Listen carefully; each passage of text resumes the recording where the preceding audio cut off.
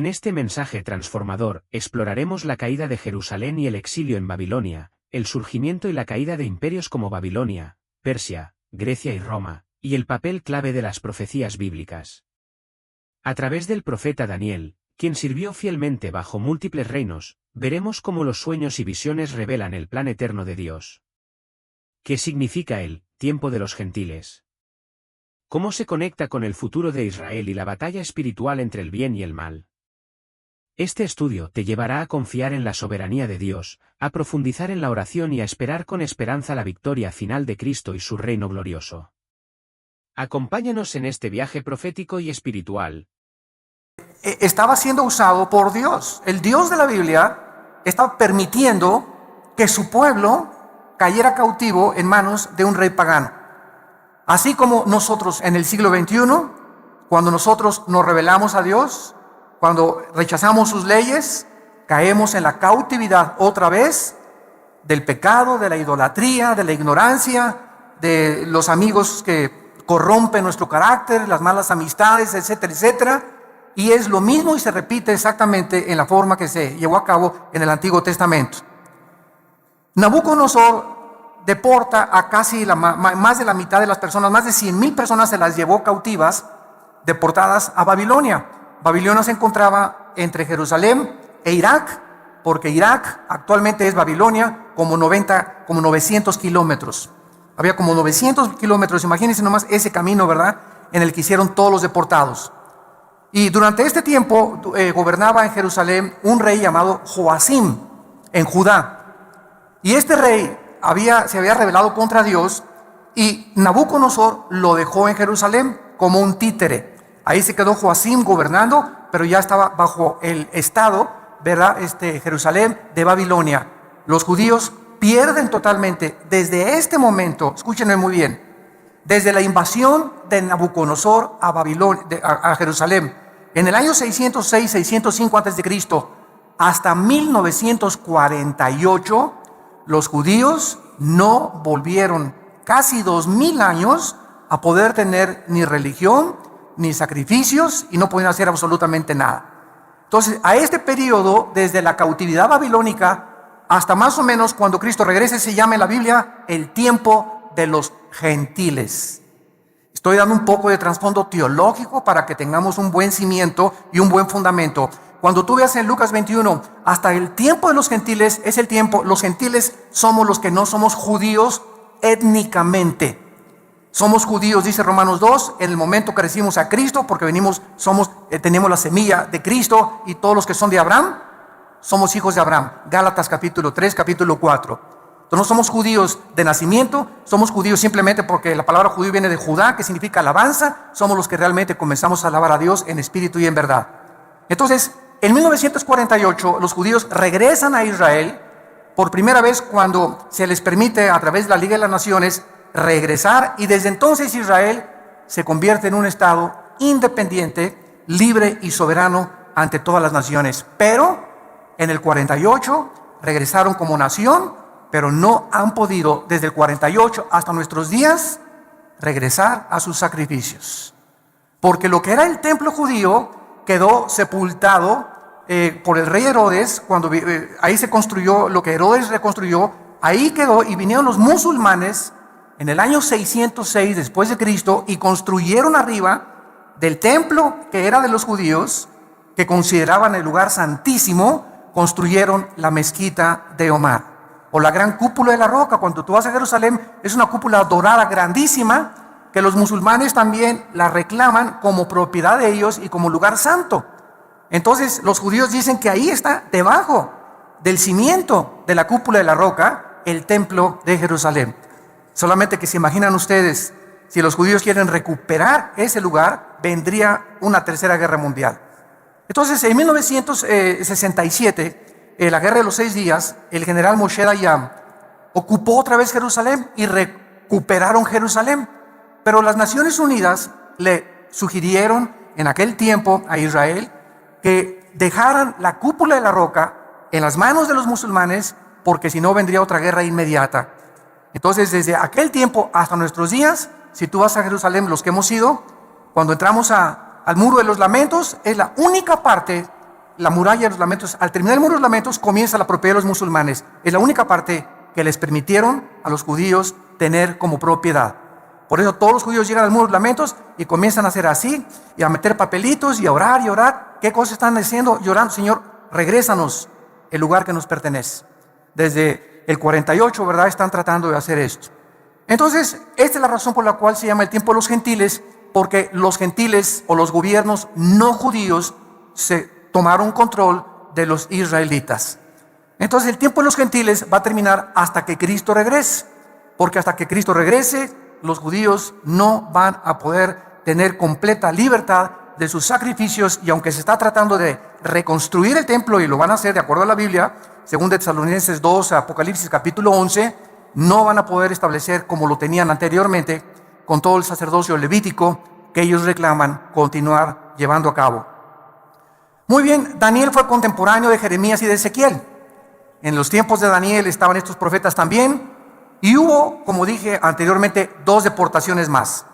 Daniel estuvo exiliado en Babilonia 60 años. 60 años se aventó Daniel en Babilonia.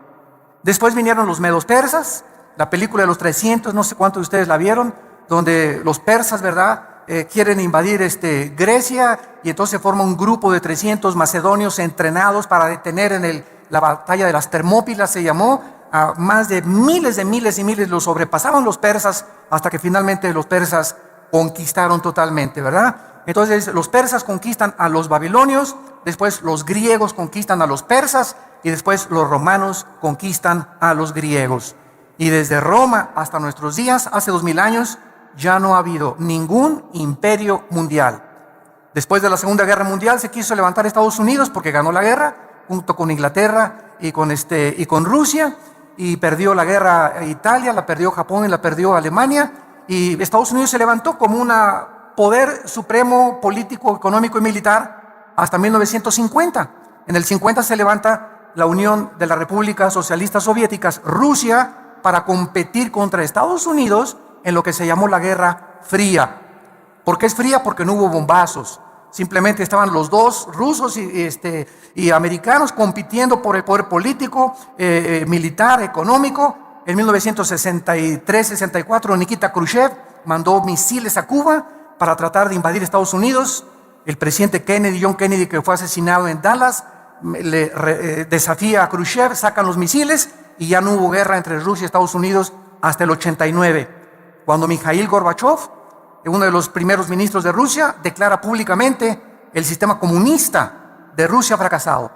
Estamos muriéndonos de hambre, nos aislamos del mundo capitalista y necesitamos tener nexos, porque es un mundo interconectado por el internet. Ahora una nación, lo que le pasa a una nación afecta ya a todas, ¿verdad? Entonces Rusia reconoció, y Rusia bajó las manos, se derribó el muro de Berlín que dividía a Rusia del oeste con la Rusia del este, y Rusia cayó ante los ojos de todo el mundo. Hasta hace poco el presidente Putin está tratando otra vez de levantar al oso caído, al poder ruso, desafiando al mundo como jamás desde la Segunda Guerra Mundial había habido una invasión como la que acaba de hacer con Ucrania y con Kiev. El presidente Putin diciéndole al mundo: Rusia no se va a quedar ya más con las manos cruzadas, voy a reconquistar todo lo que nos han quitado, y todas las repúblicas que se dividieron las quiere volver otra vez a reconquistar. ¿Por qué? Porque Estados Unidos ha comenzado a declinar política y económica y militarmente. El ejército de Estados Unidos ya sacaron, este año sacan a soldados de Afganistán y de Pakistán, y Estados Unidos ya no es el policía del mundo en el año 2014 en que nos encontramos. Ya Obama le dijo a Europa: encárguense ustedes de Putin. Dijo Obama: yo ya realmente le saco. Ya no tenemos ni el poder para luchar contra Rusia ni para poder detener a este señor. Y ahora en Europa se encuentra económicamente débil. El único país ahorita en Europa es Alemania. Francia ya es completamente sometida a Alemania. España en quiebra económicamente. Italia se está muriendo de hambre. Grecia y Portugal muriéndose de hambre.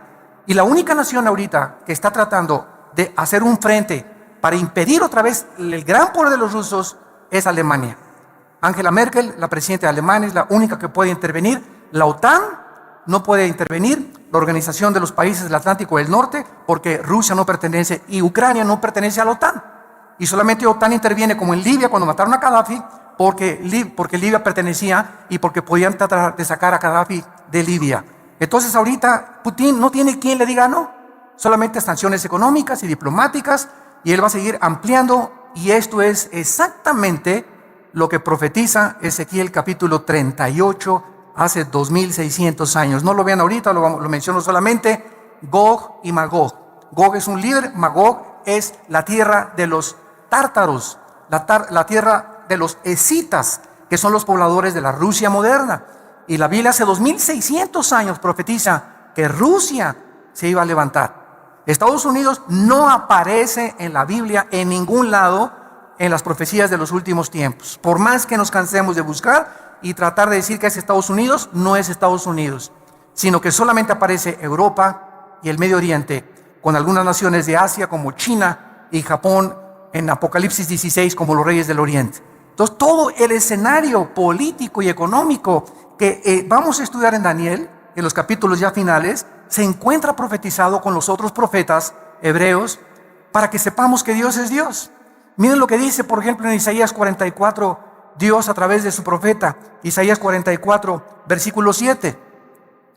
Esto fue escrito hace 2750 años. Y dice Isaías 44, 7, desde el 6, perdón, así dice Jehová, Rey de Israel, y su Redentor, Jehová de los ejércitos. Yo soy el primero y yo soy el postrero, y fuera de mí no hay Dios.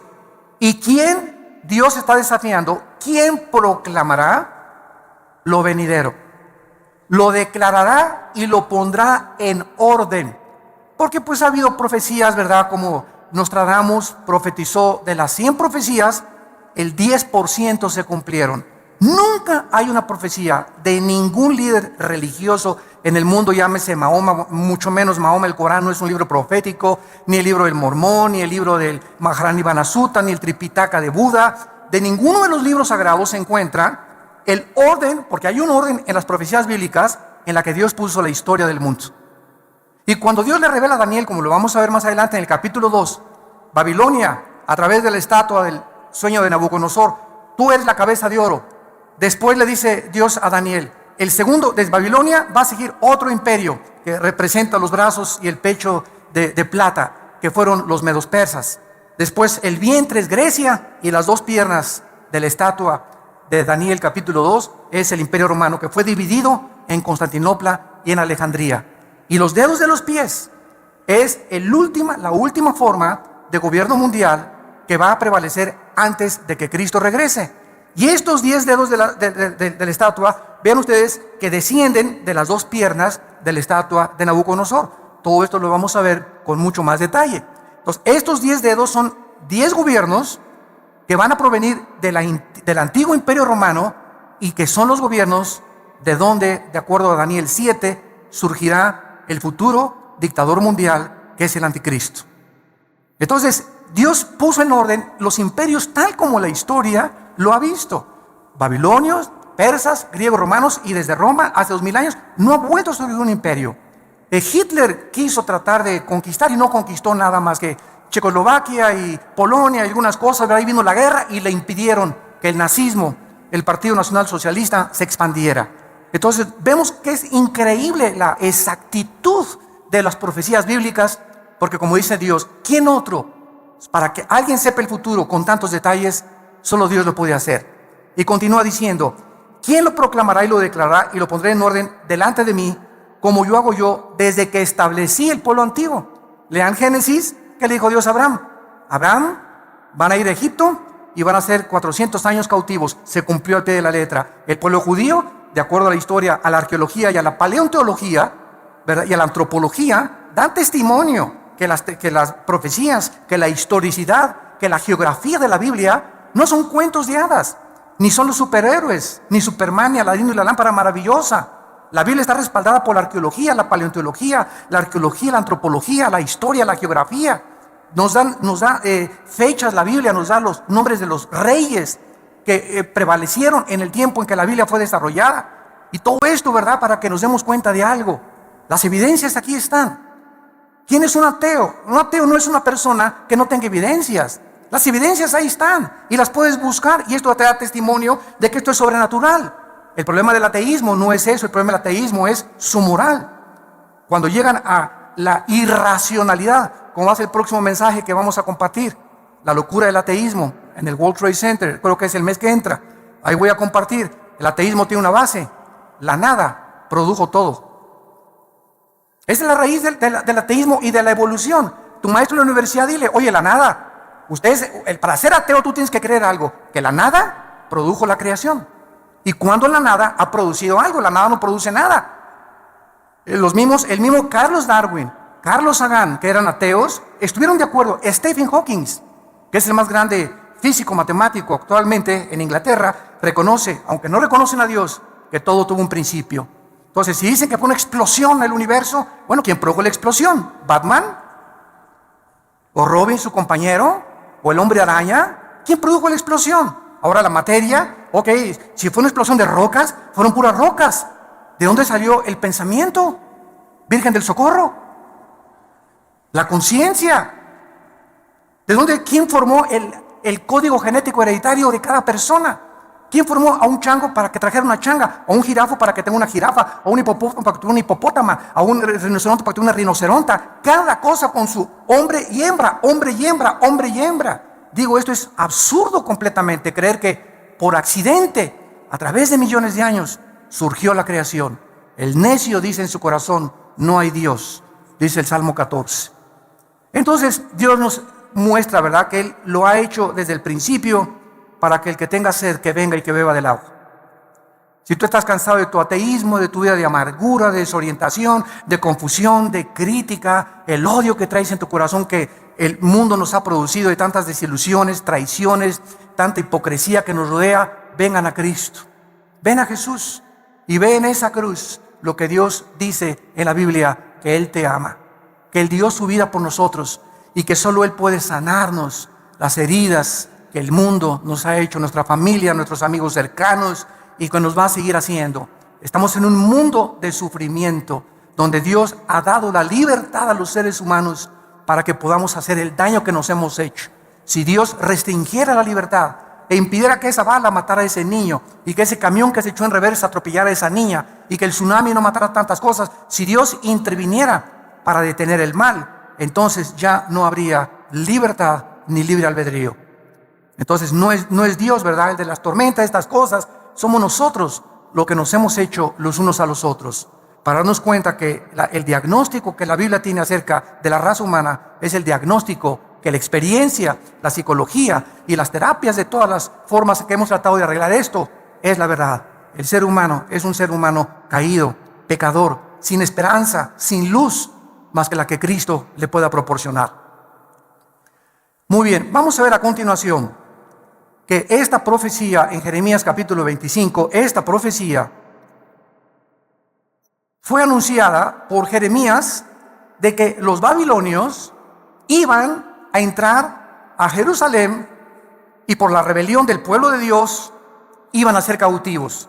Dice Jeremías 25, versículo 8: por tanto así dicho Jehová de los ejércitos, por cuanto no habéis oído mis palabras. Siempre el juicio y la disciplina viene por eso, cuando no queremos hacer caso a la palabra de Dios. Todo el sufrimiento que tú tienes en tu vida, la pobreza que estás experimentando, la rebelión que estás experimentando, la falta de poder avanzar en la vida, tiene una raíz espiritual. Y es siempre estás en rebelión contra las leyes de Dios. Dice la Biblia: ¿quién se puede endurecer contra Dios y que le vaya bien? A nadie.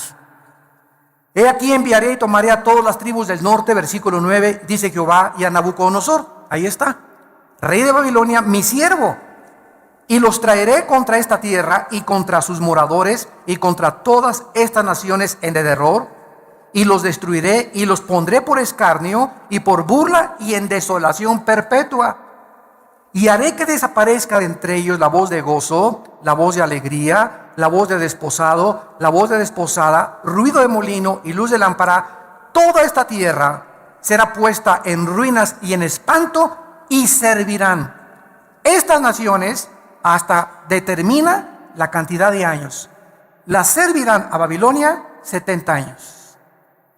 Cuando Daniel tenía ya como unos 70, me imagino 75, 80 años de edad, Daniel, después de Babilonia, sirvió al imperio persa. Daniel, siempre como oficial, con un rango muy elevado, porque le reconocieron siempre que era más inteligente que los brujos y los astrólogos y que los magos y que los caldeos.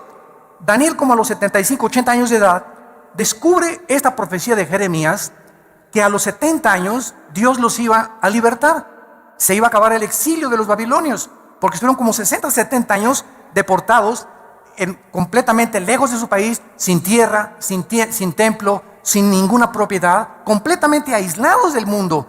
Y entonces Daniel dice, estamos cerquita de los 70 años, y cuando llegamos al capítulo 9 y 10 de Daniel, ¿qué hace Daniel? Cuando descubre que el tiempo está cerca para que ellos regresen a Jerusalén, Daniel se pone a orar y a ayunar durante 3 semanas. Y es cuando se desata la guerra cósmica, que vamos a ver también, cuando un ángel de Dios baja del cielo a traerle a Daniel la respuesta de qué iba a pasar, cuál era el futuro de la ciudad de Jerusalén y de los santos de Dios. Y un principado satánico, en aquel tiempo era el imperio persa, que impide que el ángel de Dios le lleve este mensaje a Daniel, y se hace una guerra en el cielo mientras Daniel está orando. Vamos a aprender también en el libro de Daniel que la oración desata la guerra cósmica.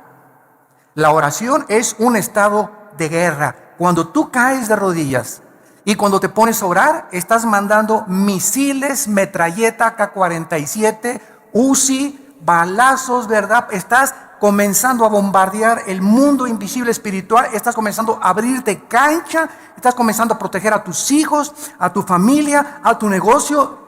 Siempre que oramos, comenzamos a entrar en una guerra sin que nos demos cuenta, pero el libro de Daniel nos corre las cortinas y nos muestra que cuando oramos, entramos en guerra espiritual. Entonces ya, ¿verdad? Lo vamos a ver más adelante.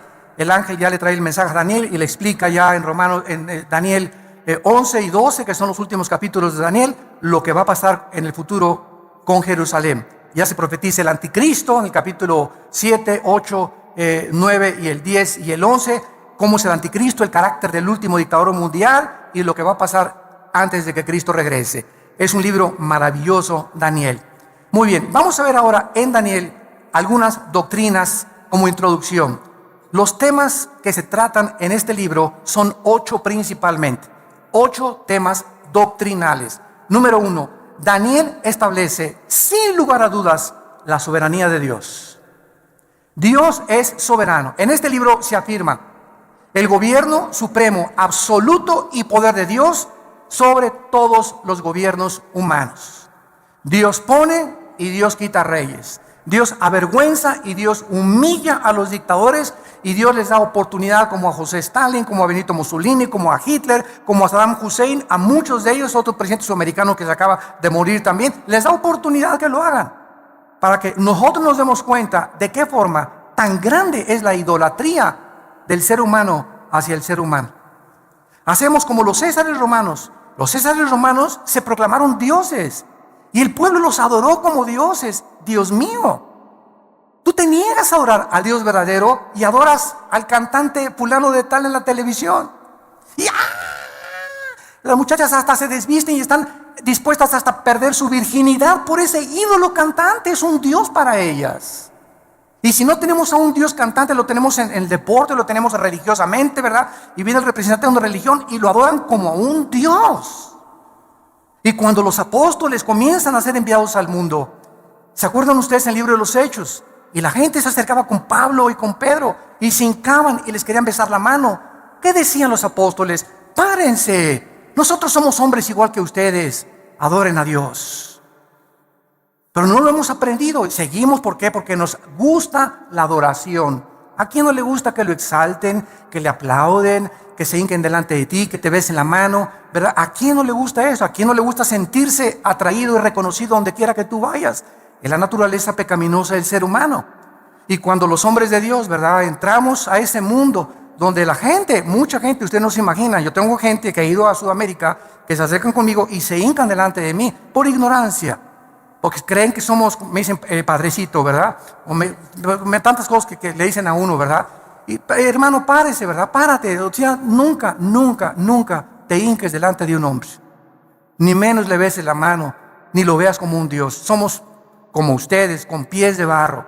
Hombres con defectos que por la gracia de Dios somos lo que somos y lo que Dios nos ha dado, pero no somos ni más grandes, ni más poderosos, ni más santos, ¿verdad? Mucho menos, ¿verdad?, que cualquiera de aquellos que Dios ha llamado para servirle.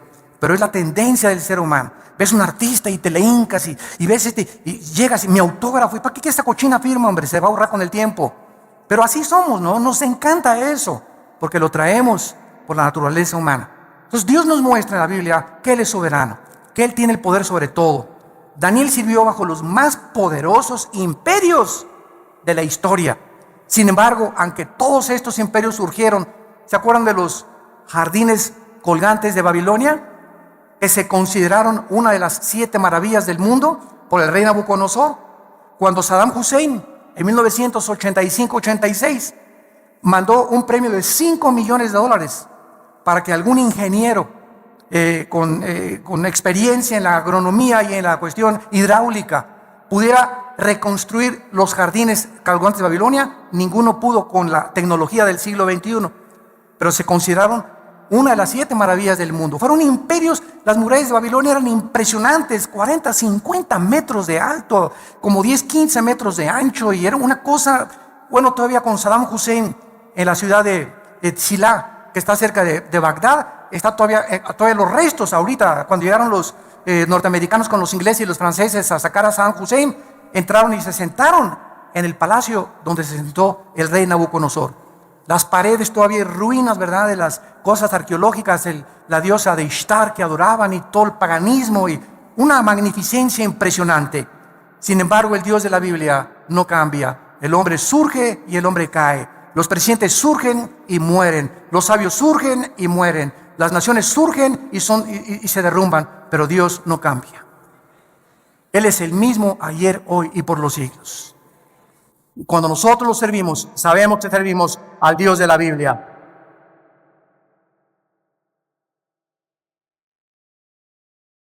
Dice en Isaías 40, el profeta, capítulo 40, versículo 15: he aquí que las naciones le son como la gota de agua que cae del cubo, y como menudo polvo en las balanzas le son estimadas.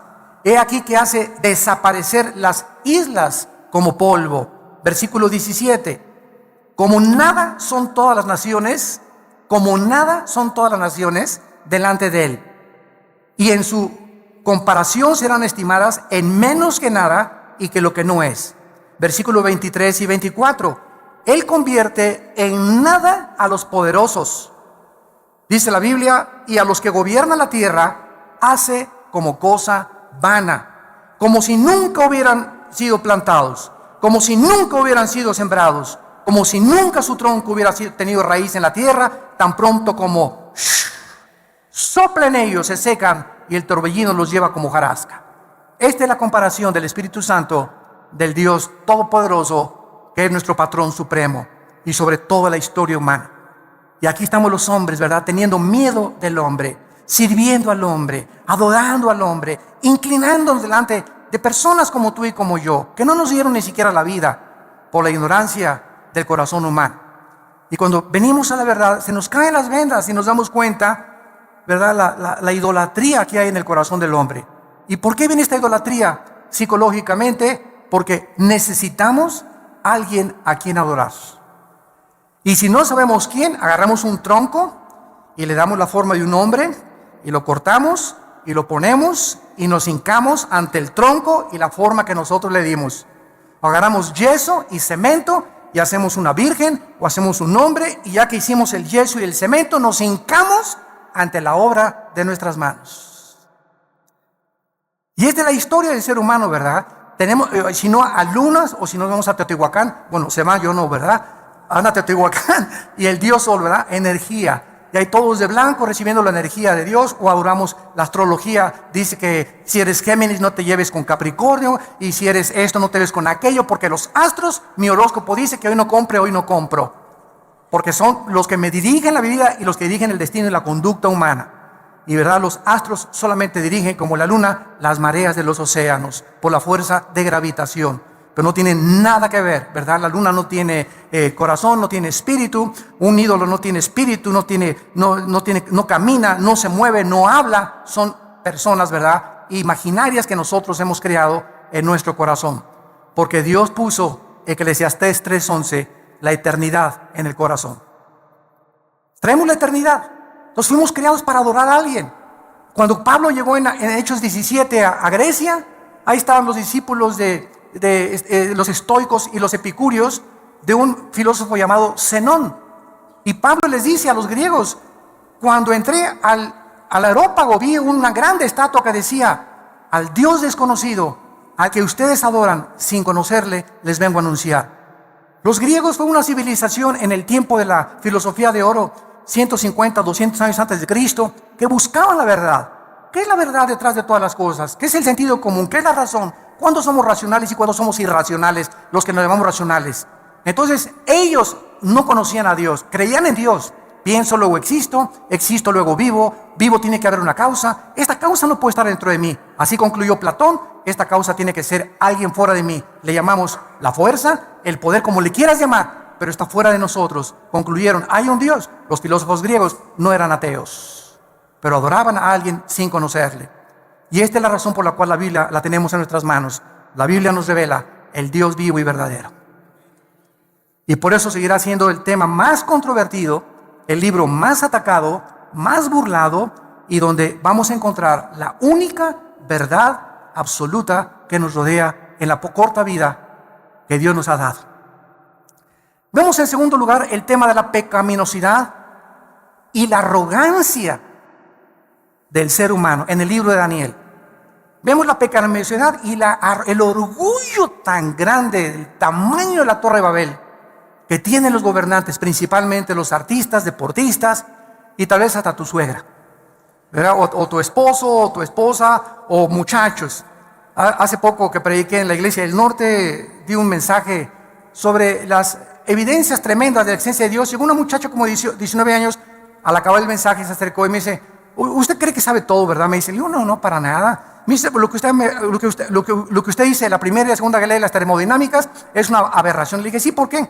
¿Qué dice la primera y la segunda ley de la termodinámica? Y me dice: no, Chepo, me dijo mi maestro.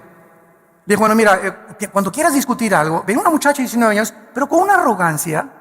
O sea, le dije: mira, si tú quieres aprender, ven y dime, ¿sabes? No entendí esto, explíquemelo, por favor, con mucho gusto. Pero traes un orgullo, le dije, a tu edad, que si no tienes ni el conocimiento y te pones al brinco, ¿verdad? Es como si yo llego con Einstein y le digo: señor Einstein, no entiendo su fórmula E igual a mc al cuadrado. Es usted un loco. Pues me dice Einstein: estás más loco porque no haces lo que estás diciendo. Pero lo vemos en los niños, lo vemos en los jóvenes, lo vemos en los profesionistas, lo vemos en cualquier nivel. Somos bien orgullosos. Los hombres, que mi esposa no me diga nada porque acuérdate que soy Juan Camaney. Y tú que me tienes que decir, ¿verdad? Métase, póngase a lavar la ropa y cállese y ahí se acuesta. Y ahí me espera cuando llegue la noche, le caigo con el salto del tigre. Y así somos, ¿verdad? Bueno, los cristianos éramos arrogantes, déspotas, tratando a la esposa como si nada, los ricos humillando a los pobres, aprovechándose de los pobres, los tribunales y los magistrados demandando al que no tiene dinero, los presidentes, lo último que les interesa es el pueblo, ¿verdad? La mayoría, no todos, tratando de oprimir más, llevarse lo que se pueda llevar. Y esa es la historia del ser humano. El pecado es lo que ha hecho esta arrogancia contra el Dios del cielo. En tercer lugar, vamos a ver la guerra espiritual cósmica, que ya vimos hace unos momentos, en la que descubrimos que nos encontramos en un mundo invisible espiritual, donde hay poderes malignos espirituales, que les llaman fantasmas, ánimas en pena, en Guanajuato les llaman espíritus, ¿verdad? Y el mundo sigue cuando la ciencia no puede penetrar lo sobrenatural, no hay explicaciones, no me pasa en la televisión, pues aquí se hizo un espiritismo, dice que estaba endemoniado, y están viendo que hay una muchacha revolcándose y que se hace la cara así como desatornillador y los ojos chuecos se le vuelven para otros lados, pues dice que está endemoniada. Pues si no está endemoniada, ¿qué es? Trae al mejor médico entonces que me explique qué es entonces. ¿Qué tiene dolor de cabeza? El dolor de cabeza hace que se le enchueque la cabeza y que se le salga la lengua acumulada y que hable con otra voz. Digo, ahí están viendo y no reconocen que es algo sobrenatural, pero su orgullo médico y científico le impide al mundo reconocer la luz y la verdad. En cuarto lugar, la veracidad de la palabra de Dios. Ningún otro libro de la Biblia contiene tantas profecías cumplidas y probadas a través de la historia, como vimos a través de la arqueología, de paleontología, antropología, de geografía, porque se profetiza el surgimiento y la caída de los más grandes imperios mundiales: Babilonia, Medo-Persia, Grecia y Roma. Aquí lo encontramos en el libro de Daniel. En quinto lugar, vamos a encontrar el tema doctrinal del surgimiento del anticristo. El libro de Daniel es el único libro de toda la Biblia que nos enseña de dónde surgirá el anticristo. Entonces, no especules que es Juan Carlos de España, o que el Papa es el anticristo, eso no puede ser, o que es el príncipe Juan Carlos, o que es fulano de tal, o que era Gorbachov, que porque tenía aquí el 666 pintado en una tatuaje o una mancha que tenía, y porque su nombre coordina y traducido al hebreo es el 666, son puras especulaciones. No vamos a saber quién es el anticristo hasta que se formen 10 naciones. 5 de Europa y 5 del Medio Oriente. Oigamos que hay un tratado entre el Medio Oriente y Europa. Qué interesante que Estados Unidos ya se salió de la ecuación, tal como la Biblia lo profetizó. Ni Rusia ni Estados Unidos ocuparían la supremacía militar y política antes de que Cristo regresara. El poder recaería antes de que Cristo regrese, no en una nación, en 10 naciones, simbolizada por los dedos de los pies de la estatua de Nabucodonosor. Y de esas 10 naciones, ya que se une el Medio Oriente con Europa para tratar de frenar la invasión que se profetiza en Ezequiel 38 de Rusia contra Israel, entonces ya que se formen estas 10 naciones, que van a surgir 5 de Europa y 5 del Medio Oriente, entonces de entre esas 10 naciones, Daniel 7, va a surgir, le llaman un cuerno pequeño, que es el anticristo. El anticristo va a derribar a 3 de esas naciones. Van a quedar 7 naciones. Y Apocalipsis 17 dice que el anticristo será el 8º. Entonces, hasta que no veamos eso, no podemos especular ni decir que el anticristo es este o que es aquello. Todavía no llegamos a ese próximo paso, pero el escenario, los jugadores, como decía Dwight Pentecost, un gran teólogo escatólogo, cuando ves que los jugadores, el América y las Chivas, entran al Estadio Azteca, el partido está para comenzar. Cuando veamos los protagonistas, ya está Rusia, ya está Estados Unidos cayendo, Europa está comenzando a surgir, ya están los protagonistas en el campo delante de nosotros, el tiempo es corto. El tiempo es más corto de lo que nosotros nos podemos imaginar. Se menciona que este hombre, el anticristo, será un hombre poseído completamente por Satanás. Aunque no es Satanás el que está dentro de él. El anticristo, dice Apocalipsis 13, el diablo, le va a dar su poder, Y lo que le ofreció a Cristo, el anticristo lo va a aceptar. Lo que Cristo rechazó del diablo, el anticristo lo va a aceptar. El poder, la gloria, la riqueza que el diablo le ofrece a artistas, a deportistas, si te inclinas y adoras a Satanás. Te lo da y te lo cumple, pero recuerda que te viene a cobrar la factura. En sexto lugar, vamos a ver la gran tribulación. Es otro tema de Daniel. Se profetizan 7 años, Daniel capítulo 9, con el título Las 70 semanas de Daniel, que vendrán sobre Israel únicamente. Y la última y más grande persecución de la historia, que Hitler va a ser como Pinocho comparado con el anticristo, para perseguir, matar, torturar a todos los judíos y a los cristianos, cuando el anticristo tome el poder después de los 3 años y medio. En séptimo lugar, se profetiza, y hay el tema de la resurrección de los muertos en Daniel también. Se profetiza que muchos muertos que actualmente creemos que ya les llevamos flores y son huesos, van a volver a vivir. Daniel 12, versículo 2. Y muchos de los que duermen en el polvo serán levantados, unos para vida eterna y otros para confusión perpetua. Y Cristo lo dijo en Mateo 5, he aquí viene la hora, cuando todos nosotros estamos aquí, tenemos algún día que entrar a la eternidad. Tienes que morir, yo tengo que morir. Pero viene la hora, dijo Jesús, que cuando todos los que estamos muertos vamos a oír. Y si en vida no oíste la voz de Cristo, no la vas a oír cuando estés muerto. Entonces, hay una resurrección de los justos y después, al acabar el milenio, viene la resurrección de los malos, que se llama el juicio del gran trono blanco, Apocalipsis 11, del 12 al 15. Entonces, esta resurrección también se trata en Daniel. Y en octavo y final lugar, el triunfo final de Cristo y su reino. Una vez una persona me dijo, Dios es todopoderoso, ¿sí? Y si Dios es todopoderoso, ¿por qué no acaba con el diablo? Y le contesté, déle gracias a Dios, porque comenzaría con usted. El mundo tiene cantidad de incógnitas y las seguimos teniendo. Porque como le dije una vez a un estudiante de un seminario en Guatemala, el día que alguien tenga las respuestas a todas las incógnitas que existen, ya no necesitaríamos a Dios. Porque ya seríamos dioses. Entonces Dios es el único, omnisciente, que conoce todo. Nosotros, dice Corintios 13, vemos como por un velo todavía. Y lo que sabemos, dice Corintios 8, no lo sabemos como lo deberíamos de saber. Especulamos y teorizamos, hipotetizamos y pensamos esto y el otro. Los griegos, los filósofos, los ateos del siglo XX, Bertrand Russell, Carlos Darwin, pues puedo que creo, que sí, que arranca, que no arranca, ¿verdad? Y todo se queda así, pero no hay verdades absolutas, absolutamente, en ninguna conclusión lógica, filosófica del ser humano, porque no somos dioses. Pero venimos a la Biblia y comenzamos a encontrar respuestas. Pero hay una condición para que tú puedas conocer la verdad: querer hacer la voluntad de Dios. Dijo Cristo, si alguien quiere conocer la verdad, haga mi voluntad.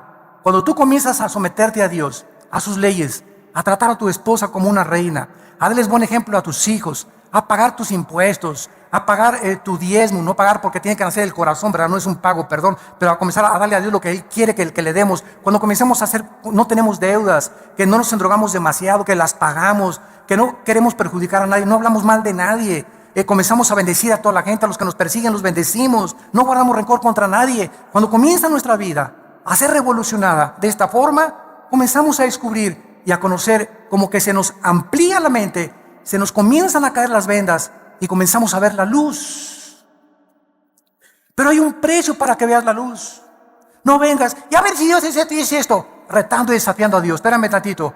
Dice Dios, primero deja tu frente, deja todo lo que tienes y veas mi voluntad. Pídele perdón a tu esposa antes que conozcas la teología de la predestinación. ¿Quieres conocer la predestinación y quieres conocer el libre albedrío humano? ¿Quieres saber por qué Dios permite esto y aquello cosas? Dios no es un genio de la lámpara Aladino para satisfacer tu vacío intelectual. Dios quiere que primero estés dispuesto a seguirlo para que Él te premie y te recompense con la luz y la verdad de su santa palabra. Oremos. Padre, te damos gracias por tu palabra en esta mañana. Gracias porque tu Espíritu nos ha comenzado a abrir el entendimiento de tu palabra para que la luz pueda entrar a nuestras vidas y podamos conocer la verdad, el camino, la justicia y la santidad, que sin esta santidad no podemos entender las cosas más profundas del Espíritu de Dios. Te damos gracias porque el Espíritu es el que nos enseña estas cosas. Para eso nos lo diste. Y es un espíritu de poder, de amor y dominio propio.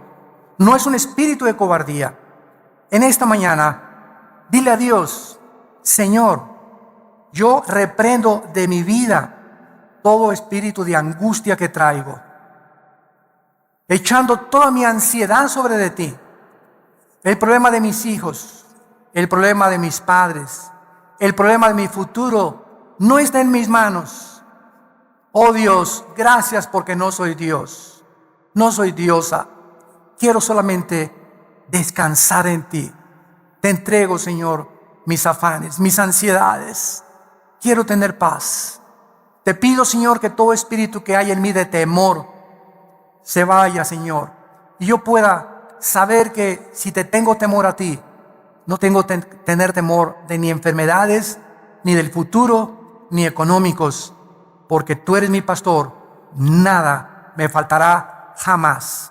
Si diste tu vida por mí, ¿cómo no me darás todas las cosas?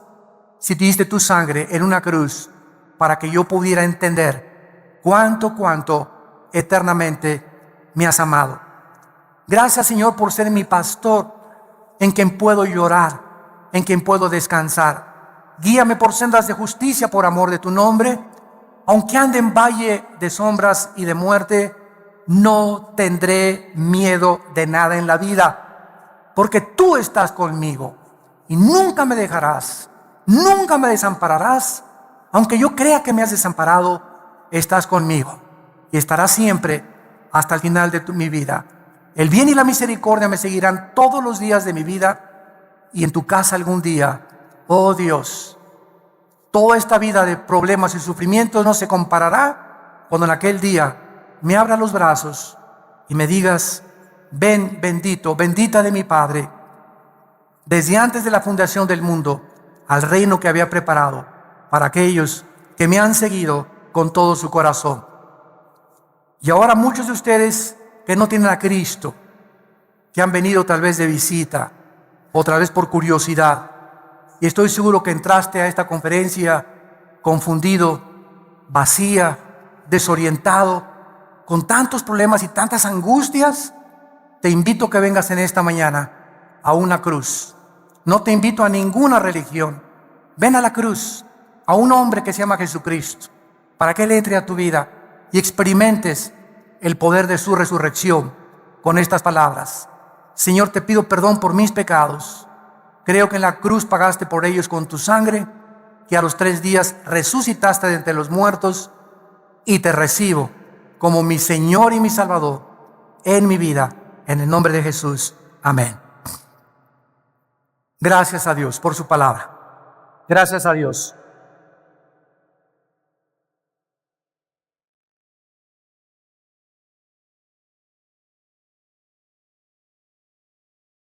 Y así como muchos de ustedes, muchos de nosotros que tenemos la carga de compartirles esta palabra, también venimos cargados.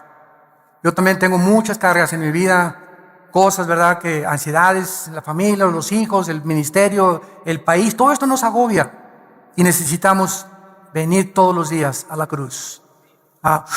De la palabra sacar esa fuerza que nadie nos puede dar, ni las pastillas tranquilizantes, ni el psiquiatra, ni mi comadre, ni la doctora Corazón, ni Walter Mercado, ni nadie. Solo Dios en su palabra me puede seguir sosteniendo para que lleguemos con gozo al final de nuestra carrera. Nos ponemos de pie para recibir la bendición pastoral.